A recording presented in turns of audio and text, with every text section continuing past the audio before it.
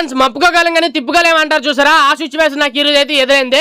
ఏటనేది మాత్రం ఈ వీడియోలో చెప్తాను చూడండి. ఇప్పుడు కరెక్ట్గా టైం చూడండి, 7:05 అయితే అవుతుంది. అంటే నేను డ్యూటీ అనేది మాత్రం రోజు 7 గంటలకైతే అయిపోద్ది. మొన్నటి అయిందంటే 7 తర్వాత నాకు ఒక ఆర్డర్ అయితే వచ్చింది.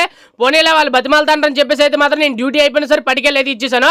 సేమ్ అలానే ఈ రోజు కూడా ఒక ఆర్డర్ అయితే వచ్చింది. మా సార్ అయితే నాకు ఫోన్ చేసి అయితే చెప్పారు, గుడానికి వెళ్ళి ఏదైతే ఆర్డర్ వచ్చిందో పట్టుకెళ్ళి ఇచ్చి అన్నారు. నేనైతే చెప్పేసాను ముఖం మీదే, సార్ ఇప్పుడు టైం అయితే 7 అయింది, నేనైతే మాత్రం ఇంటికి వెళ్ళిపోతాను సార్, నేనైతే మాత్రం ఇప్పుడు ఇవ్వనని చెప్పాను. మా సార్ అన్నారు లేదు లేదు అర్జెంట్ అంటే శివ పట్టుకెళ్ళి ఇచ్చి అన్నారు. నేనైతే మాత్రం ఇవ్వనని చెప్పేసాను.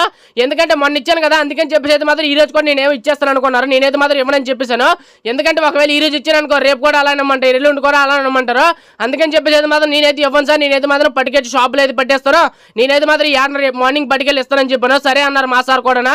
ఎందుకంటే ఈ రోజు పట్టుకెళ్ళమనుకో రోజుకి ఇదే చెప్తారనమాట, మన డ్యూటీ అయిపోయిన సార్ మనకి ఎక్స్ట్రా పని చెప్తుంటారు.